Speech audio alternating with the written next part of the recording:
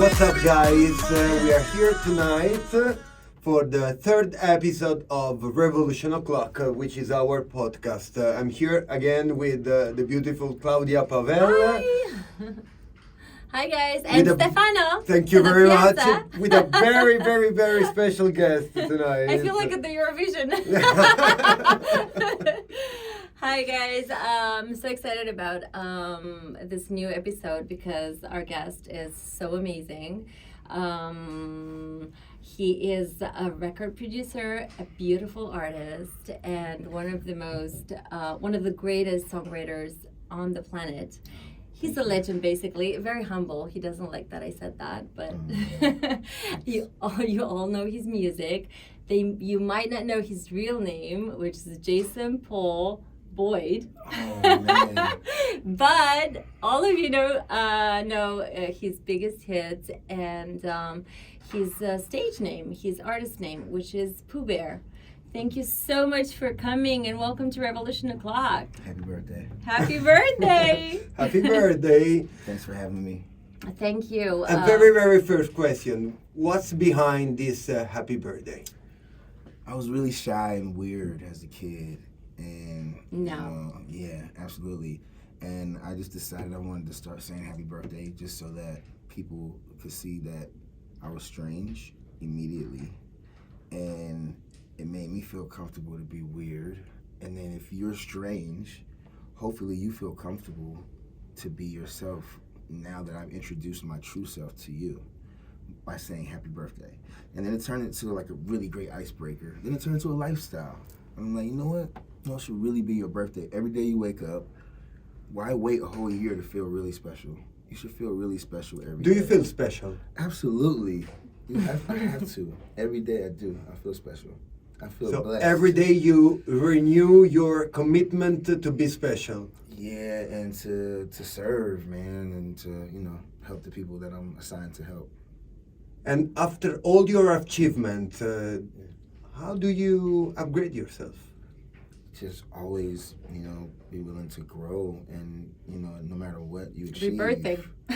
It's a birthday, yeah. So for me, it's being around people and absorbing information that I don't have and, just looking at things in new ways and allowing myself to not get left behind and understand that technology and everything is evolving and just embrace it and, not get lost like all the people that couldn't handle, going into Pro Tools and not working on reel-to-reels, and now all those people, they're gone because they couldn't accept, the future. So with AI, it's something I feel like it's gonna happen. It's happening no matter what. So the smart thing for me, I think, my advice is to just to embrace it.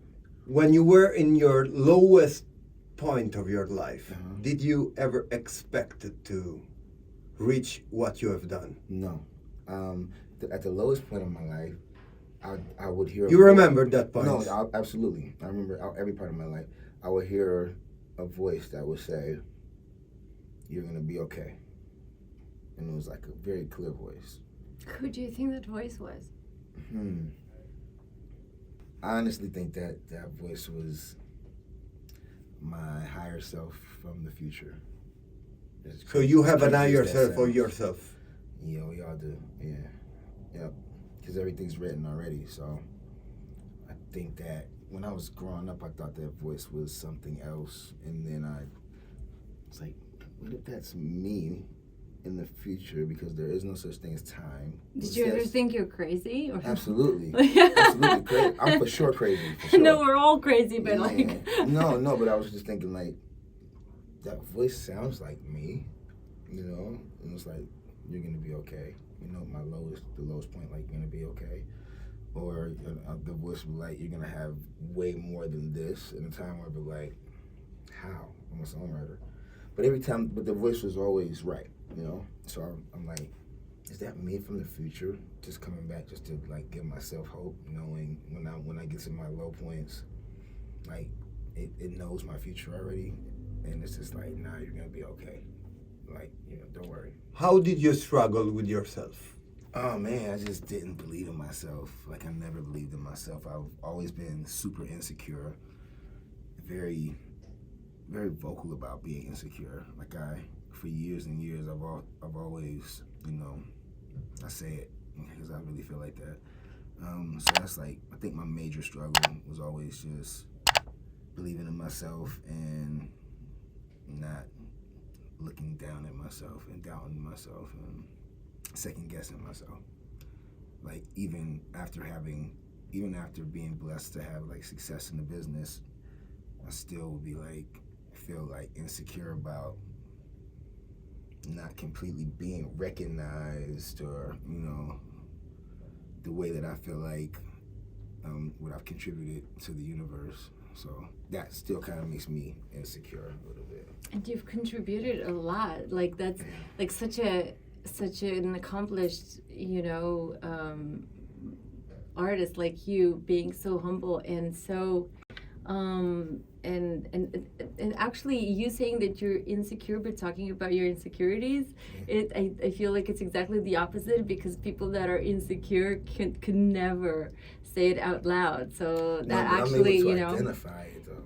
Yeah, I just know what it is, and I'm able to be honest about it. And people, they can talk about it, they're not honest enough with themselves to be vocal about it. That's wonderful. I'm a songwriter, so I have to express everything. So like, yeah, I'm insecure because I know this is why that happened. I did that because, I was insecure. And I'm honest enough with myself to, be brutally honest with myself no matter what. I don't look at it as being negative, I'm just able to be honest and identify my struggle. Because you're a perfectionist. I'm a perfectionist, yeah, that is my struggle with myself.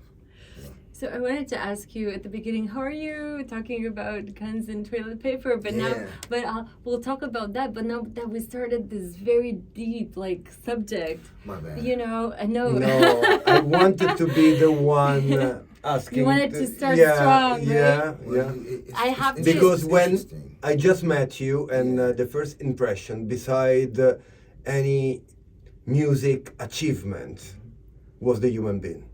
That's it. So that's all we are. You introduced yourself to me 5 minutes ago before we went live on this content as a person full of spreading a vibe. Yeah. And I think that is something you are very proud of. It's not intentional. It's a natural. It's natural. It's yeah, natural, but it's a natural attitude you have to spread some vibe absolutely. to those you are relating with. It's because everything in life is either yin or yang. It's either positive or negative. So you can either be, spread good energy, or you can, spread bad. So I felt immediately myself into your. Chord into your, but you actually felt it even before, because on the phone he was telling me you, it's like, he's crazy. I immediately had a connection. Exactly. Yes. Because he's human. Yeah. That's all. You connected with him actually even before you met him, because he told me on the phone before you came here and before we even met, he was like, he seems like a very nice and humble guy. Oh. That's what he sensed, from the research that he did about you. Yeah. That's what I think that, so that's actually your job as a writer, is to express yourself. Yes. So you express yourself through every energy that's out there. Yep. So starting from this very deep subject, what you have, your life story is worthy of a novel, or even more. You really started in a really humble way. Because you were born in Connecticut, in New Haven, Connecticut. In New Haven, and when you were 9, a tornado left you guys homeless. You and your family. Yep. And then my dad left first.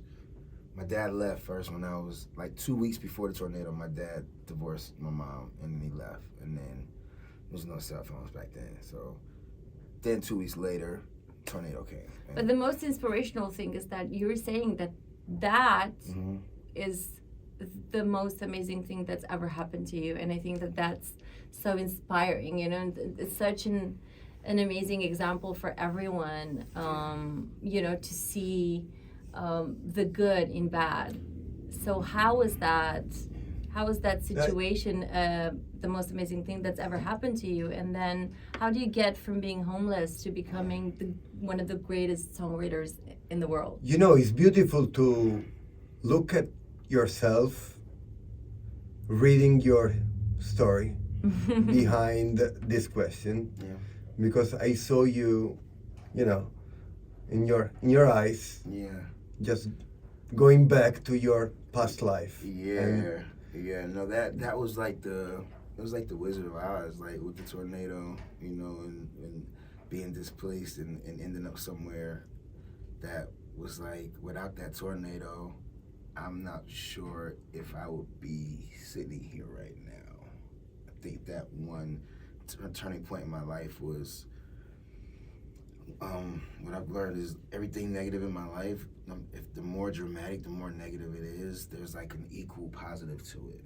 So something like a tornado, we're homeless, my dad left, you know, we're struggling, and then the church gives my mom like $4,000, we move to Atlanta, and I start getting into music, and I'm 11, and I'm washing cars, and I'm writing songs. So I feel like the tornado, if it didn't happen, I don't think that. But was it? It just set me, because New Haven, you either go to jail or you die. New Haven is like a really dangerous place. It's like the poorest. But was it more a fate compensation or your personal resilience? I think that it was a combination. I think that it's always, I think that, you know, I think we manifest our reality. And when I moved to Atlanta, I wanted to be in the music. I wanted to write music. I wanted to create groups, and I didn't know. When did you know that? I knew when I was 8 years old. I wasn't allowed to listen to any music. I was only allowed to listen to trumpet music, Christian trumpet music, because my dad was a preacher, so it was really strict. So even if he was a preacher, he left? Yeah, he left. Yeah. It doesn't mean anything. He's still human, you know. I forgive him, and you know, he showed me enough remorse for us to have a relationship again now, you know. Are you a religious person? I'm spiritual. I'm not religious. I play tennis religiously. What is the difference? I think religious is like it's just something that you just do repeatedly, religiously, you know. I think that a lot of people, you know, they go to church, so, you know, they consider themselves as being, you know, religious, and they just are going to the church religiously. I feel like I'm spiritual, meaning I have a connection to source, to, you know, to my creator, and my spirituality allows me to make good decisions and to be guided from, you know, a higher source. So, you know, being religious is, you know, you can go to the bowling alley religiously, and, you know, and become a part of the bowling religion, you know. So it's anything you do over and over again. And for me, my spirituality, I don't have to be a part of it. You're like an independent artist with a record label. I don't have to be a part of a religion in order to have my connection to my source. You know, so I think I'm extremely spiritual and in tune and different dimensions. No, but it's very interesting how you said that you were not allowed to listen to anything but Christian music. Trumpet music, trumpet music. So you were playing the trumpet? No, now, I mean, when I moved to Atlanta, of course, when I go to school, I end up playing the trumpet because I was influenced by trumpet music in Connecticut, in New Haven. Well, why trumpet music? Because that's why where were it you was a guy allowed? named Phil Driscoll, and it was a Christian, like a spiritual, a guy, a Christian trumpeter. And that's my mom, my dad, they were fans of him. And so that's what I was being played. You know, it was like this Christian trumpet music, which in all actuality is the top line of all music. It is the main melody, you know, so it made sense for me to ultimately write songs with top lines and melodies. There's the trumpet was the main melody of, you know, every song. But So when did you know that you wanted to become I was eight. What you are now? I was 8, but when I knew that I would become now, I was probably 12. When I was, you know, I was writing songs, I was engineering. You were engineering? Yeah. Where? At the studio. in Atlanta, Georgia. It's called Jungle Juice Records. Oh, you told your mom, I want to record go. deal. No, I signed my first record deal when I was 12. I was in a group Wow. called Young Harmony. Wow. My friend's name was Young. My name was Harmony. Yeah. I didn't know that. That's nowhere. Oh yeah, we had a single out called "She's Turning Me On." I was 12. We were 12 years old. Oh my God. Yeah, we had an album release party, and we got paid. Look, our advance, Do you our remember- record advance was a jean suit. At 12? Our manager took our money, our advance, and he bought us a jean. He bought me a green jean suit and my friend a gold jean suit, and then that was our advance. We didn't get any money. We got a jean suit, and I But was you were happy. happy. I was happy. Do you remember your first money Yeah. done? My first Yeah, money? yeah. Yes, I was Thanks to 17. your- I was 17. I just worked on a record called Anywhere. We Could Do It Anywhere by 112, 1997. I was in That high was your school. breakthrough, right? My breakthrough, yeah. And that was, I remember getting ASCAP checks from radio for performance royalties. And Were they I didn't have big? no, they were small. They were small. It was like my first check was like $4,000. And But I was 17 years old, so What did I didn't you have buy? a bank account. What did you buy? The I bought a first- cell phone first thing. They had cell phones? Oh yeah, oh yeah. 1997, I had They a did, start. yeah. I had a flip like yeah, man. The big ones, like. No, I had a silver one that was like pretty futuristic back then. but I didn't have a bank account, so I went to the check cashing place and they took out 4%, and I didn't care because I'm like, I'm gonna go in here with this piece of paper and you're gonna give me back money. They're like, we're gonna take 4%. I was like, I don't even know what that is. I don't care. Like, just here. You give me the are money. rich. I wasn't rich, but I was 17 making more money than my teacher. What is your relationship with money? It's That's a good one.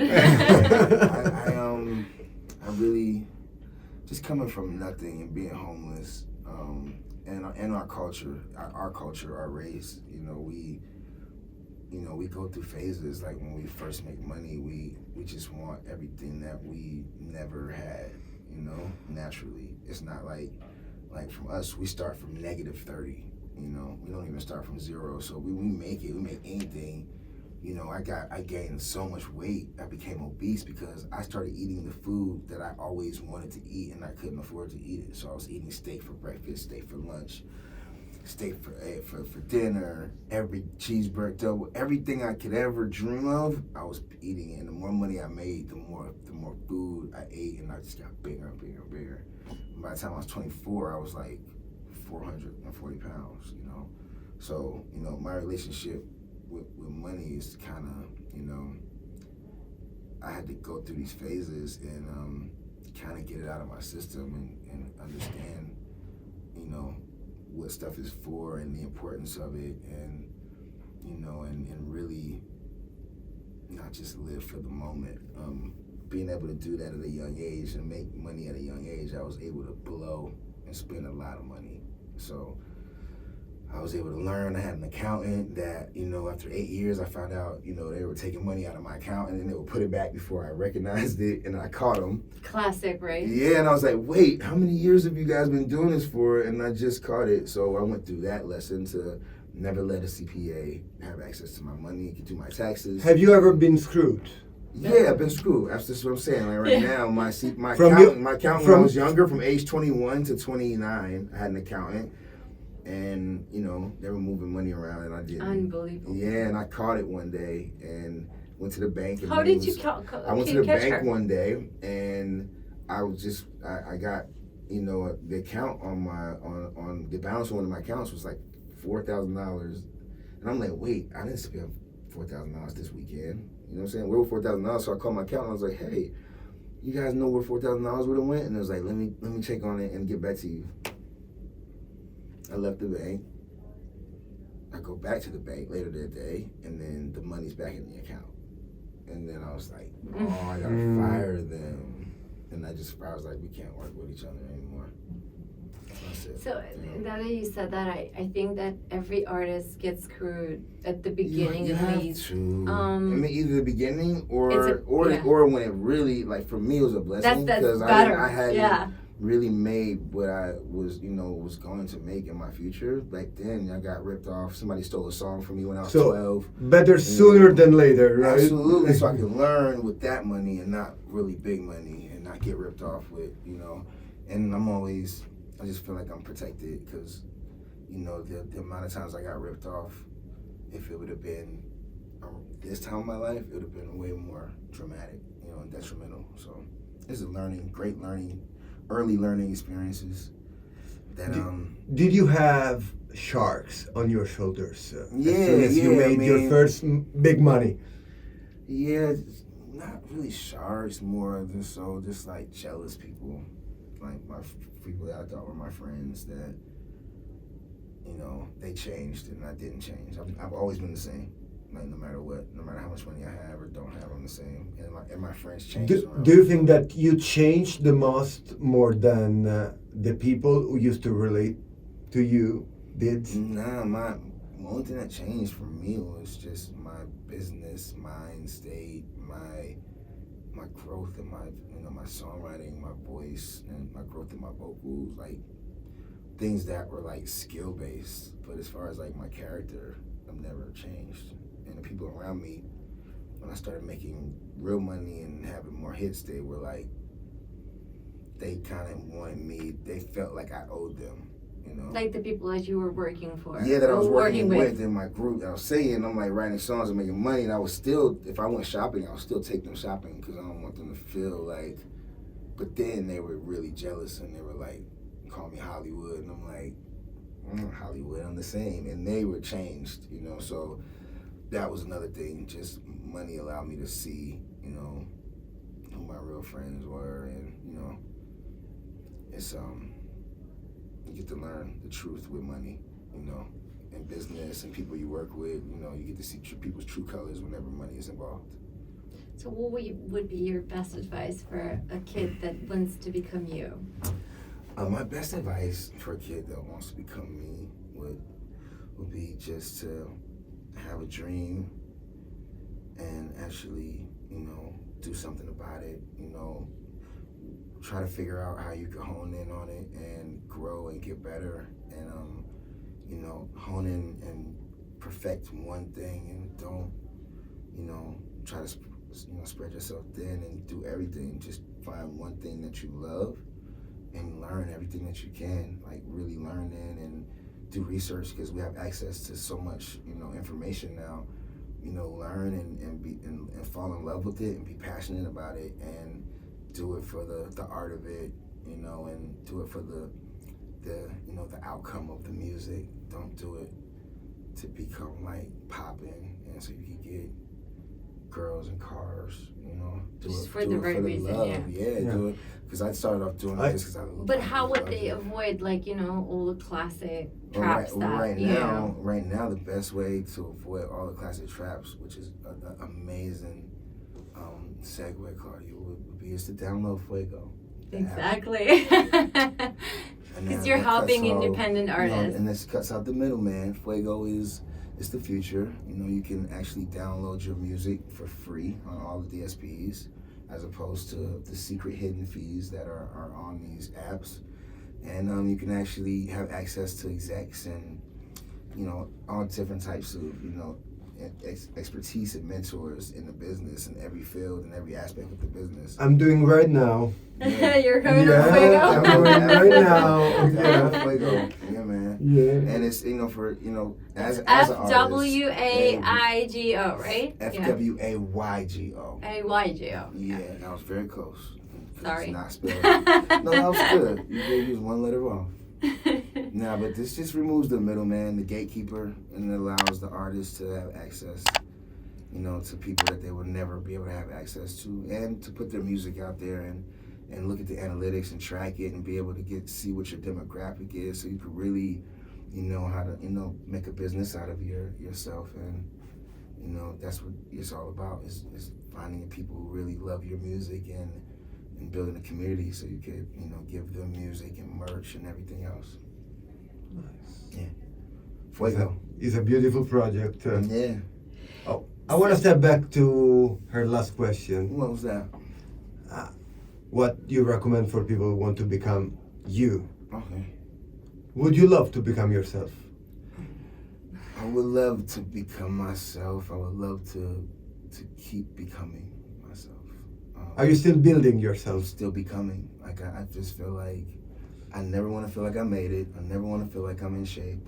I never want to feel like anything that's gonna allow me to be lackadaisy. Right? Because I wanted to ask you, when did you feel that you made it?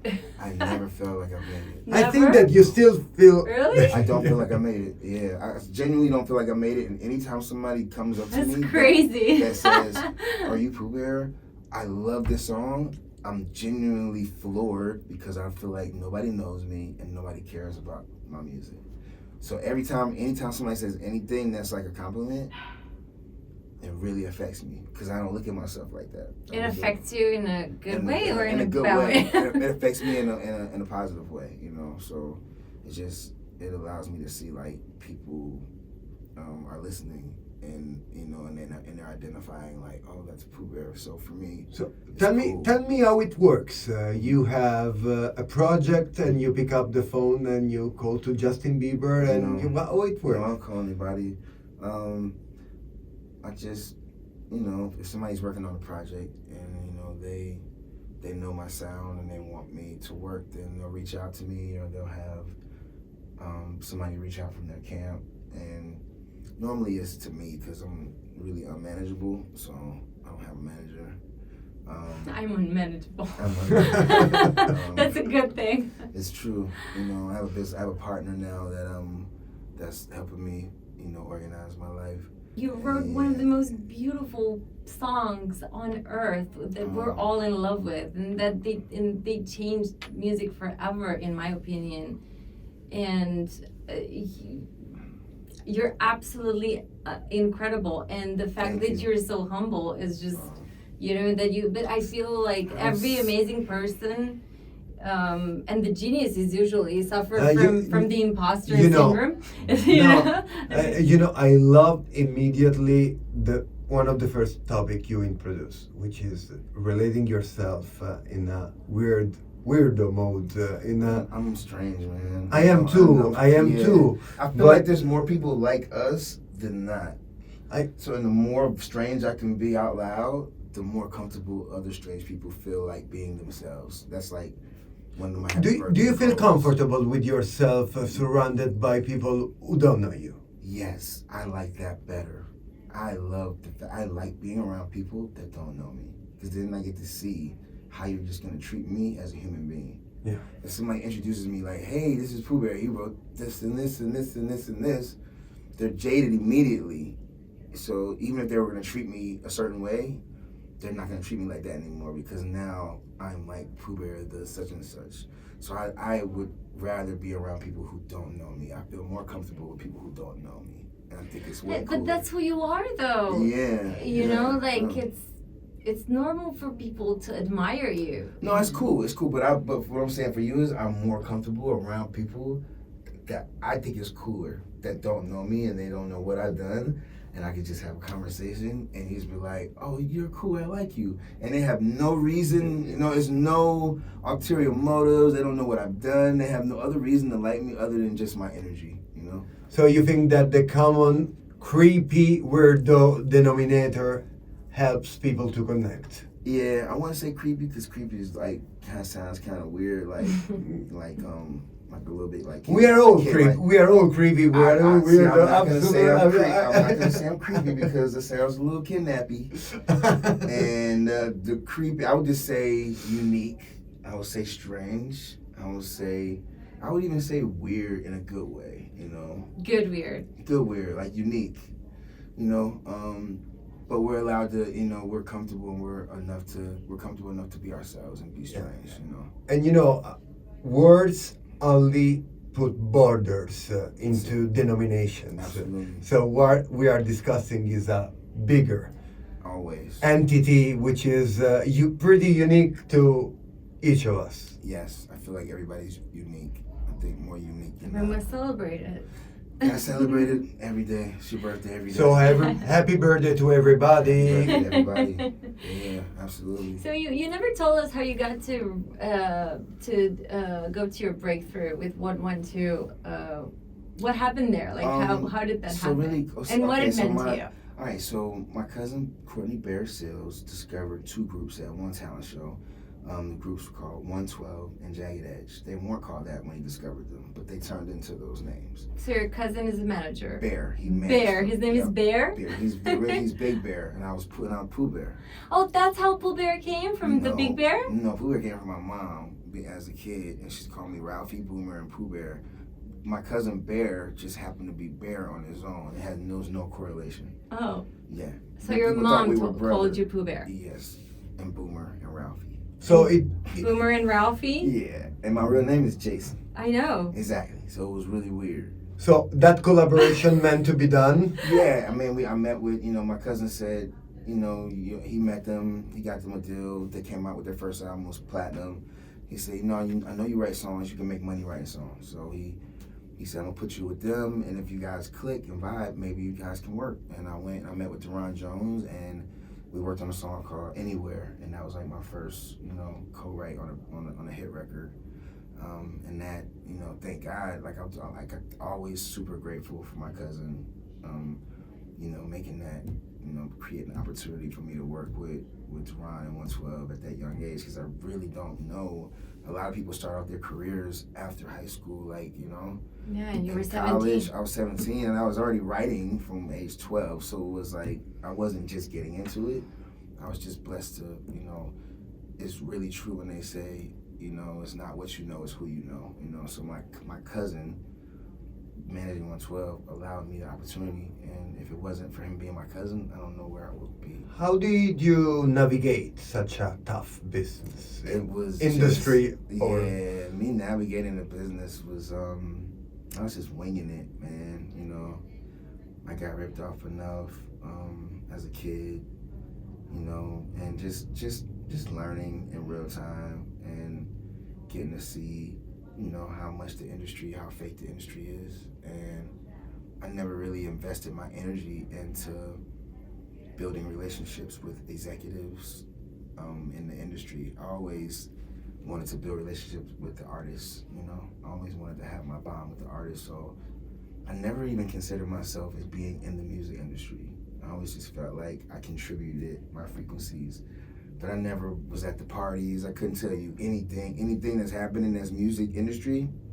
I've always been unplugged from it. What is the difference between being an artist and being a musician?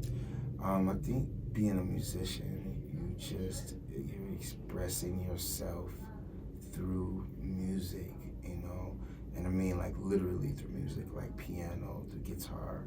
I think being an artist is so broad, because an artist is a painter, an artist is an actor, an artist is a ballet dancer. There's so many different forms of artistry.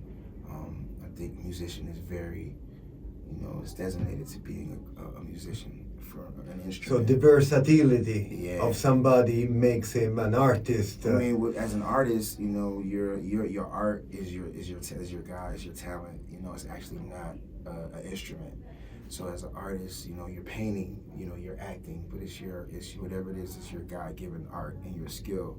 So I think that's what really separates it. A musician is literally a musician, and they might not ever care to be an artist or express themselves. An artist wants to express themselves in front of people and use their expression to move people's emotions and feel certain ways. So there's definitely, it's a huge difference. Which is the proudest point of your life? The proudest point of my life? Yeah. Proudest point of my life? Oh, man. I mean, I would actually absolutely have to say having kids, just being a dad, something that I never expected. I never thought I would really be a dad. I didn't foresee that, so.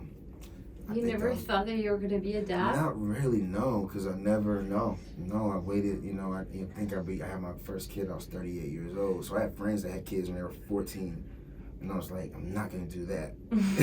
And so it was like the perfect example of what not to do, and I just waited till I was like 38, and I struggled, man. We were really poor, and we were really hungry when I was younger. Even when I lived in Atlanta, we were hungry.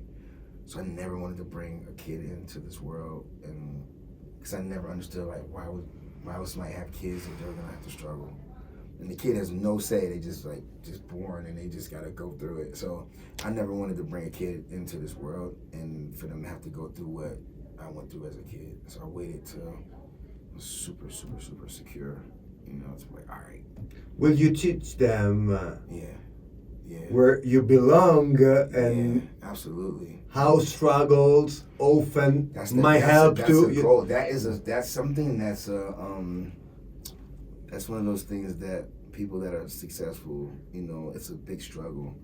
Because as a kid, I can't fathom growing up. The way my kids are growing up, I couldn't imagine growing up like that. You know what I'm saying? So for me now, it's like, I gotta make sure they understand what struggle is. They have to understand so they can appreciate it. And How do you make them understand that? And right now, I mean, they're just really advanced. So, you know, when I do my toy drives, they come and I'm like, these toys aren't for you. You know what I mean? And they always get toys, and I'm like, no, and I'm like, why are we giving these toys away? And they're like, because there's people that are less fortunate and they don't have stuff, and it's good to give to them. That's so beautiful. Yeah, You also do a lot of charity. I do, for my birthday party. Are your kids aware of their, you know, being lucky to enjoy I think my son is, because he's 6, and I think my daughter, you know, she's just a little. So you are granting them, of course, due to your sacrifices and work. My son talks. Not an ordinary life, but of course. My son talks my son talks different about money and stuff. So I think my son knows. And what is the relationship of you as a human being dealing with this? Oh, it's just, you know, being honest and just making sure that they, you know, they feel I'm really just there, and I'm not, you know, it's easy to, most people just have people, and then the kids don't really grow up and have real relationships with their parents. So I just want to make sure. Are you more to support them financially in the future, or letting them building? Financially in the future, of course, every parent's going to make sure their kids are okay, but I want my kids, they just did their first Disney commercial 2 weeks ago. So I want Congrats! Thank you. And I want them to, you know, to start businesses that, you know, my son. So they earned their first money, basically. They got paid by the day. They got paid for wardrobe. Yeah.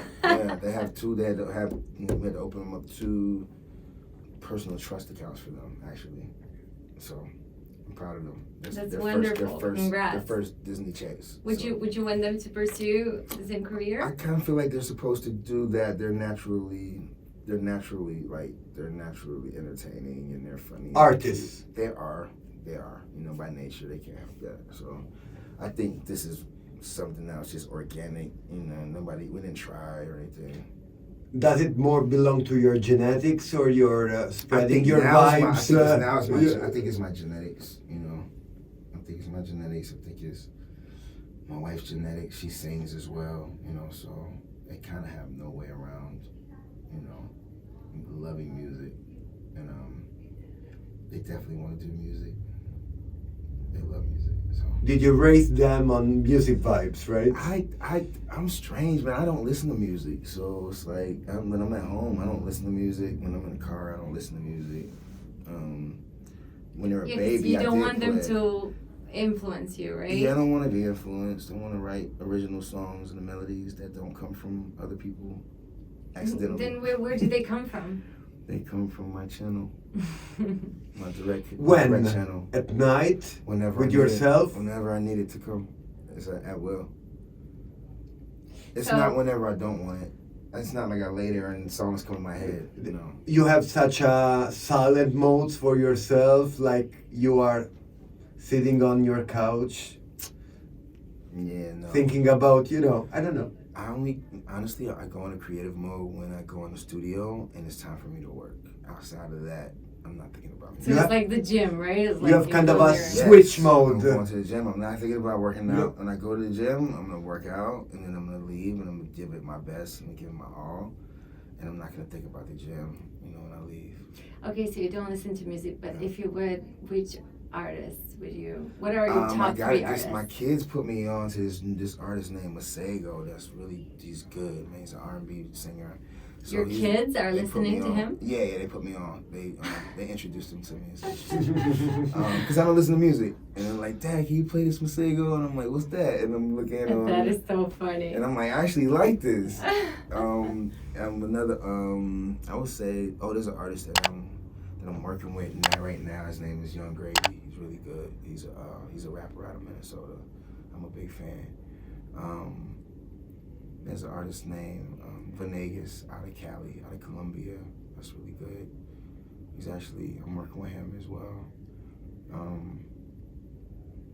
There's no music that's out right now that's inspiring for me right now. And what are your top 3 songs that you've written, or your absolute favorite? I would say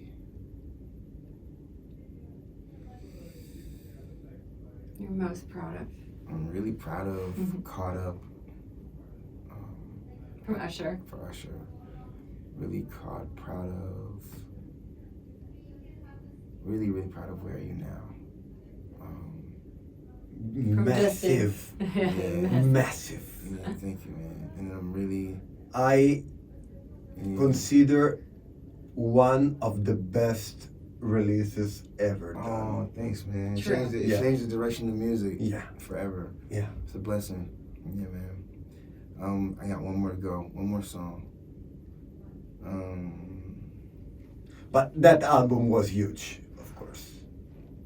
I really like this song that I have that just came out called Lust and Purity on my Guns and Toilet Paper. I'm in a rock band. I really love that song. So We were gonna go there too. Yeah.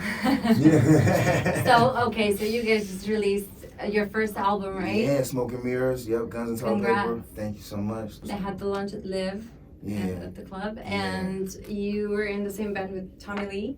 Yeah, Tommy Lee's featured on our first single titled Contraband, which you can check that video out. It's out right now. We know it. We're big fans. Amazing. Yeah, Tommy Lee is amazing, man. He's a big kid. Tell me also something more about your collaboration with Skrillex. Oh man, Skrillex is my brother. I remember seeing him at Excess in 2010. In Vegas, right? In Vegas, and I was like, Are you guys real friends? Yeah, Sonny and you? Yeah, we're real friends. Yeah. We don't have to do music, and we hang out and travel and eat. And, Oh, we see. Yeah, he's amazing. We're very similar to each other.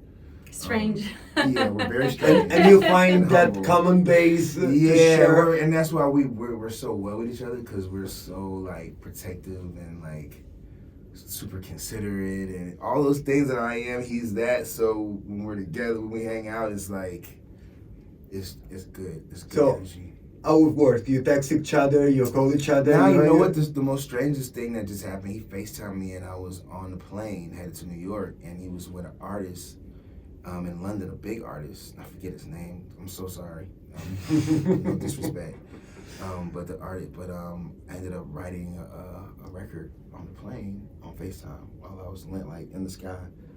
Which was cool. Yeah, and getting it done, it was like amazing. I was focused, and I know people thought I was crazy because I was on a commercial flight and I had my headphones and I'm on FaceTime and I'm like way up and I'm really like creating. But we did a record. We finished the song. By the time I was just about to land, just finished it. And that's but Sonny is an amazing human. He's super humble. He's not trying. That's just him. He's one of the illest producer, DJ, Absolutely. artists in the world.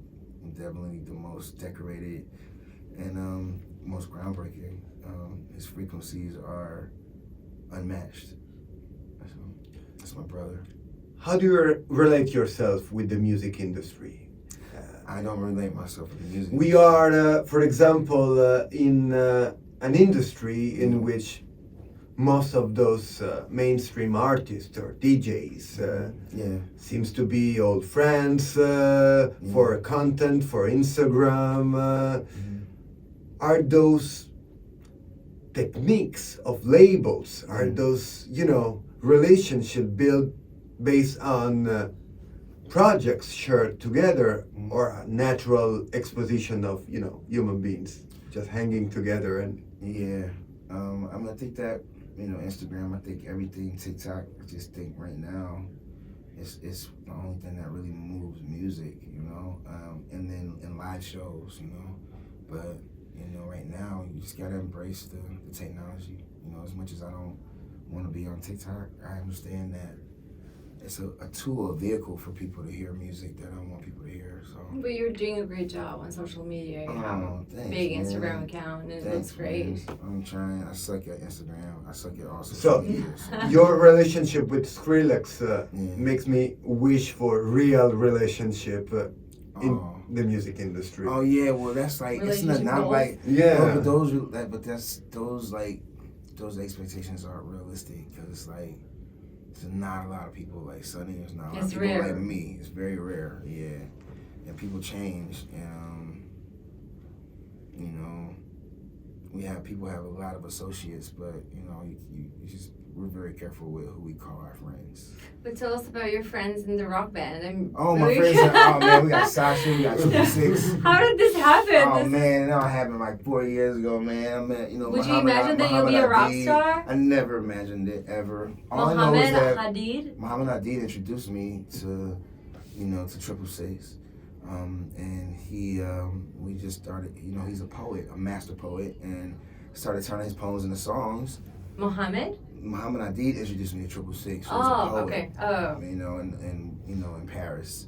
Went to Paris and did a lot of songs with Triple.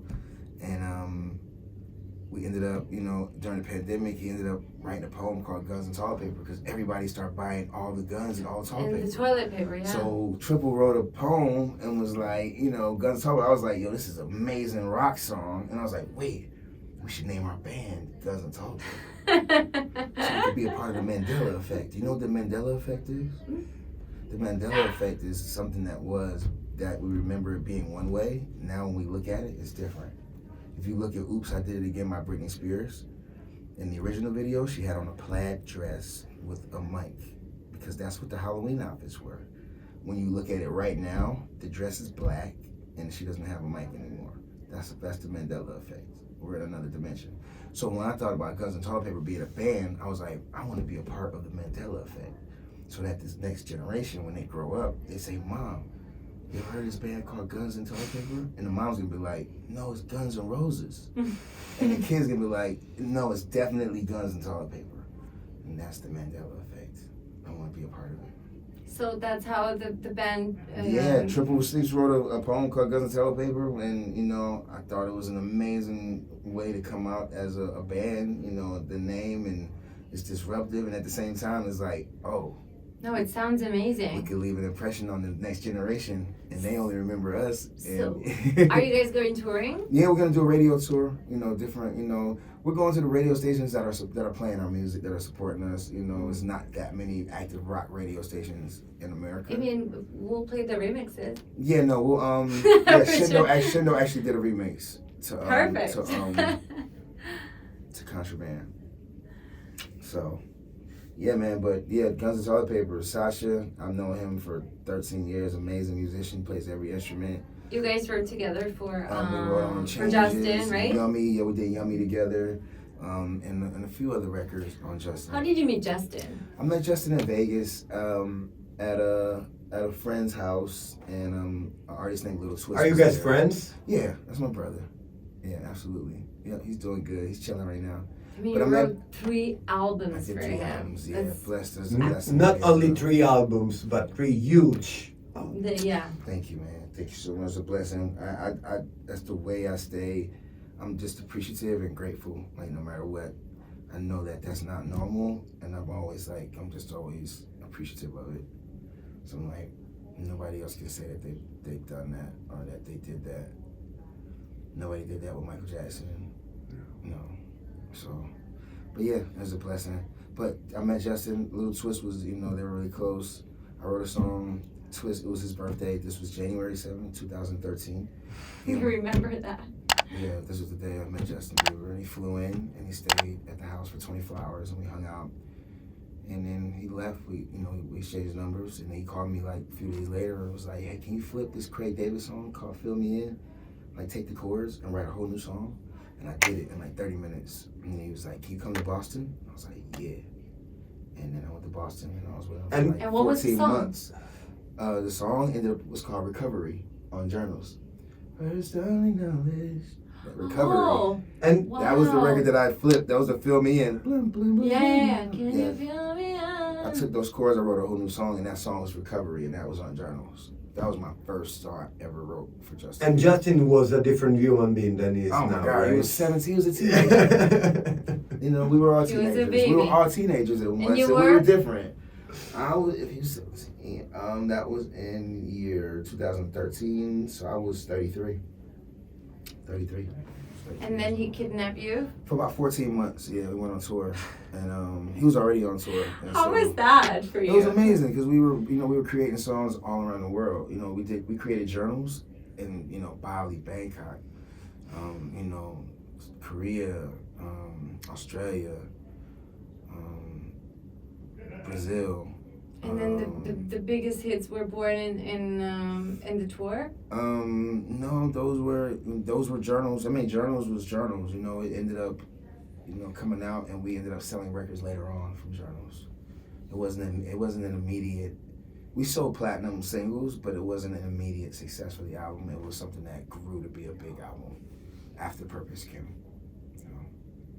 But yeah, I didn't. Justin was such a superstar, man. A Little Twist said, "You should, work with Justin." And I was like, "Justin's a superstar, man. He doesn't need anything." And he's like, "Nah, you're gonna." Twist definitely called it, So. But he needed you. I think I look at it like it was a blessing, man. We. No, but you definitely changed the direction of his sound. I mean. Yeah, man. Yeah. I became a fan of Justin Bieber when you wrote after those songs. Thank you so much. Thanks seriously. for saying that. Because I feel like he went to a new level. Like until then, he was more for kids. Yeah, And then, I mean, the with Where Are You Now? Yeah. There was a switch. That was the comeback record. Yes. Yeah.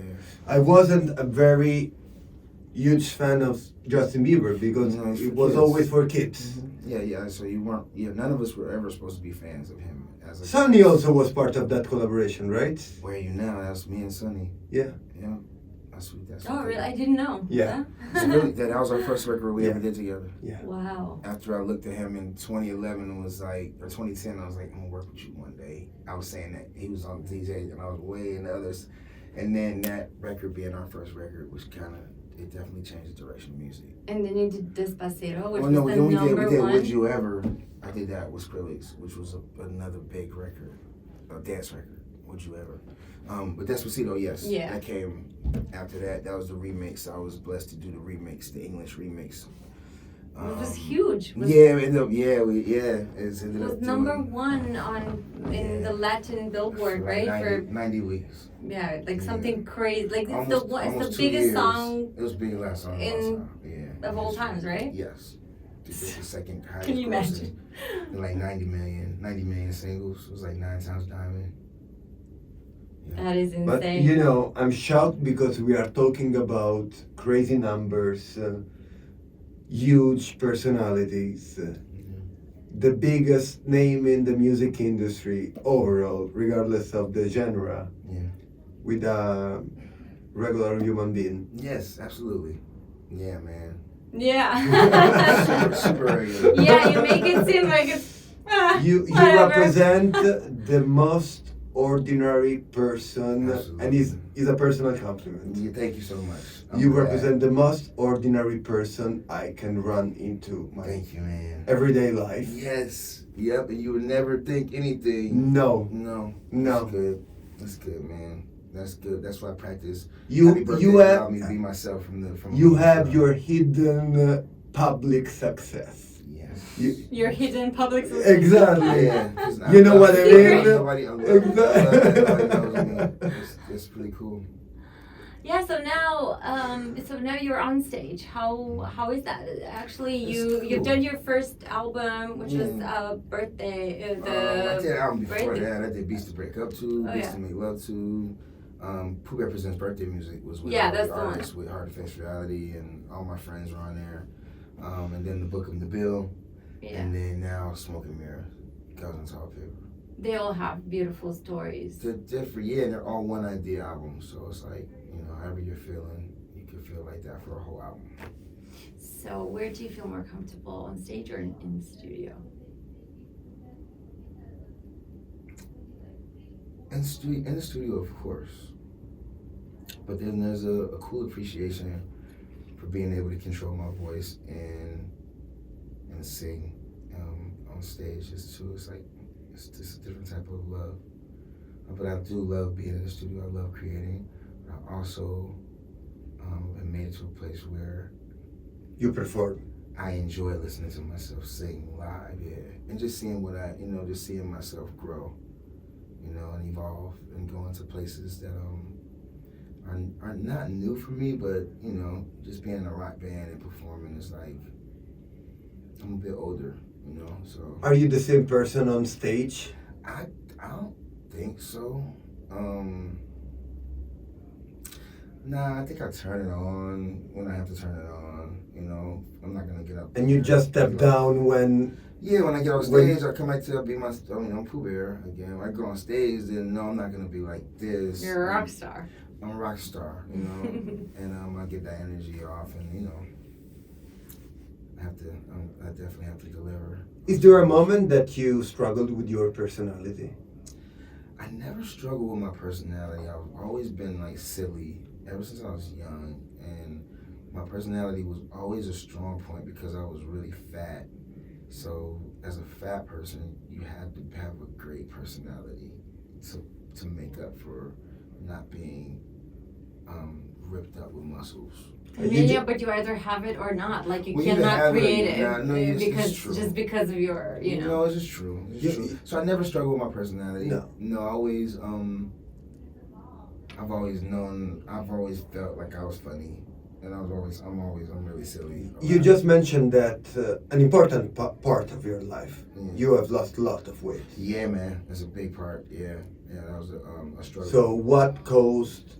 You told me that you were eating a lot of food because to recover from I was just deprivation of being poor, privilege, being poor. Yes. Yeah, and just honestly, just not being educated on nutrition. Like as a culture, now we have access to information on nutrition, but growing up, we were just taught to just eat till you're full. So if that was Burger King or whatever, like nobody was like, there was no nutritional education. Commercials on TV are just about food. It's just to sell you food. So for me, I was just like every other, black person coming up in the hood.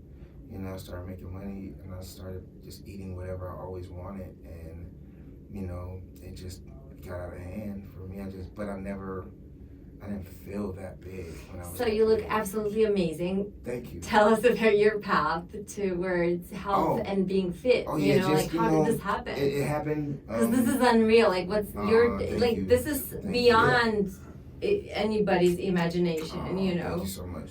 No, for me, my back went out, and I just started having health issues. I got like gout, and then I got like a sty, all on the same day. And then, my chiropractor was like, you should change your diet. And I just went on a raw diet, no meat. He was a good chiropractor. And I fell in love with the raw food, and I got addicted to it. And it was like, I did that for a year and a half. And from there, I went to being vegetarian, and I changed my life. But it went from me breaking down. Like it started one day, I broke down, and I was traveling, and I couldn't even walk. I had to have a... But was that the right moment to turn yourself... Yeah, I was like, because I wanted to... Into an healthier version of yourself, yeah, right? And all in all, to be really serious, growing up, I always thought I was going to die really young. So I never cared about my health. Why did you think that? I think it was some postpartum from my past life. But I always thought I was going to die young, like 21, then 25, then 30, then 33. So I never went to the doctor, never got my blood work done until I turned 35, 36 years old. So first time I went to the doctor, the doctor came to me, and I got my blood work done. And he was like, but I had already changed my diet. I had already went raw, you know what I mean? I went raw when I turned like 33. 34, and I was on a treadmill walking. Oh, so you're like 2 years already. So I was already but I wasn't serious. I had already broken down, and then I had already removed sugar from my life. So when I finally got my blood work done, I thought I was about to die. So, and my nutritionist that was with me, he was like, "You're not dying, but you should just have peace of mind, get your blood work."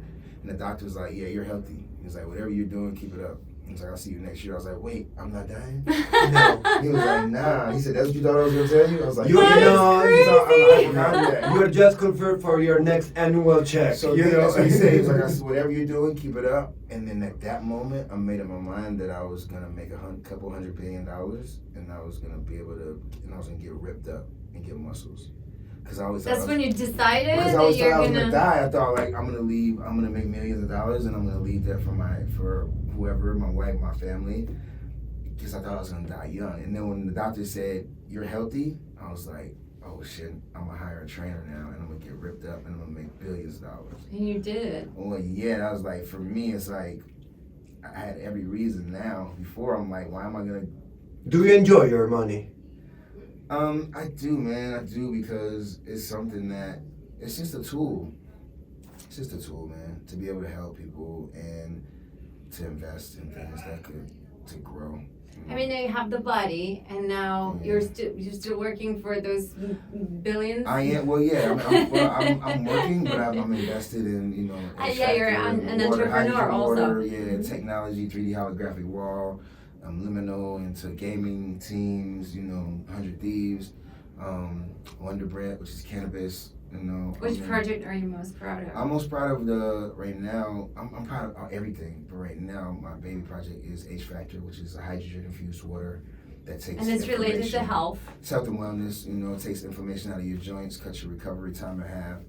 And it's just the purest water in the world. It's the most amazing water, and we will have the biggest beverage business in the world. That's amazing. In the next 2 years. I wanted to ask you about Chris Brown. Of course, we love the songs that you wrote for him, because I know that She and You is a very special song for you. That was a crazy story. Yeah, that was a right? crazy story. I never looked at it like that, but I met with Chris, and he thanked me. He was like, "Hey, thank you for writing She Ain't You. It won me my Grammy." And I was like, "I never looked at it like that, but you're welcome." You know, She Ain't You was written while I was waiting on music from Just Blaze. Chris Brown throws on this beat, and I'm like, "Man, that's Michael Jackson and SWV. I would never." He was like, "What do you hear over this?" So while I'm waiting on music from Just Blaze, I go in the booth and I write She Ain't You really fast, because I'm like, this is not why I'm in New York. So this song is definitely not gonna, this is a throwaway. We're just killing time right now. It's just an exercise. But aren't those the best? And they end up being the best always, right? The only song that made the album. That's insane. Just Blaze Records didn't even make the album, and then it was the biggest single on the album. And then you did Let Me Transform You also. Yeah, Let Me Transform You was before. Yeah, that was on Graffiti. So it's amazing. I love that record. And how is working with Mariah? Mariah is amazing. She's a sweetheart. We're all obsessed with Mariah. We are talking about the opposite of probably what everybody thinks of her. The best like what? voice. Everybody considers Mariah being like this, like a diva. Like a diva. Mariah is actually, she's the sweetest woman I ever worked with. with. Is actually a Guinness World Record as the highest. Note. Yeah. She sounds like she's whistling. Yeah. Like a bird. Yeah. Only birds. I remember that song when she reached that. Yeah. She did that to your ear, like you heard that. Yeah. Beautiful. Do you remember that? Yeah, I was like, beautiful. And that was before auto-tune. That was all her. There was no melody. That was just straight Mariah. And you heard her in the same back room. in the day. Yeah, oh no, she's amazing. Mariah's amazing, man. I had a pleasure working with her. I did a few records with her. You still have a relationship with her? Yeah, man, absolutely. Yep, I tell her happy anniversary on her birthday. And she's just cool, man. She's good, man. I keep my relationships with great people. And she's an amazing soul. But to be such a big name in this industry, you must be out of the box human being. Yeah, you would hope so. You would hope so. She definitely lives up to, for me, she's like definitely not like the diva that everybody painted her out to be. It was cool to learn that. I'm like, yo, you're really nice and funny, and she's hilarious. She's a comedian. But she seems like she's hilarious. She's hilarious. She's serious. You can tell that she's very, very funny. Yep. So what's next for Pooh Bear? I got an R&B album coming out. Your own? My own R&B album is coming out in a few months. Release on Fuego? You know what? I'm gonna put some songs out on Fuego. Yeah. And also an artist named Brad B is coming. And another artist named Venegas out of Colombia. I'm also Because you have your own record label and you're releasing birthday artists, music. right? Yeah, birthday music. And then at the same time, I'm still working with artists. I just left from Australia, working with really talented artists in Australia, the Baker Boys, and a couple other huge artists over there. And then in LA, recently been working with a kid named Young Gravy that's really dope out of Minnesota. Really, really dope. So interesting stuff, man. I just feel like everybody that's all the superstars, I feel like they've peaked. So I just feel like it's time for new artists to rise. You know? It's always time for It's new always artists. time for new artists to rise, you know. But then there's time when those artists, they're crushing it and they're still going, and then you can't get any bigger. It's like it's just time for somebody new to put new frequencies into the universe. Oh, that's I so would exciting. talk to you over and over and over. No, but I need to know when's this concert for Guns and Toilet Paper? You know what? As soon as I get a schedule for the radio tour, like I said, it's only for the stations that are playing our records. I'm thinking it might be like 16 active rock radio stations. As soon as I get it, you'll be the first to know, so you can have it. And Okay. maybe you Well, guys can show watch up. very closely your Instagram. Of course. Yeah, man. Yeah. Thank you I'm not- so I'm- Thank you much. very I much. suck at Instagram, guys, so I'm sorry if I'm not consistent. Sorry. Thank you, legend. Thank you very much Thanks for having me. Thanks for being the- yourself. Thanks for the great questions. It was a great interview. Thank you very much. Happy birthday. Thank you. We Happy know birthday. how busy you are and you made time for us. Thank you, thank you, thank you. Of We course. love you. Happy birthday. Happy birthday. We'll see you next episode.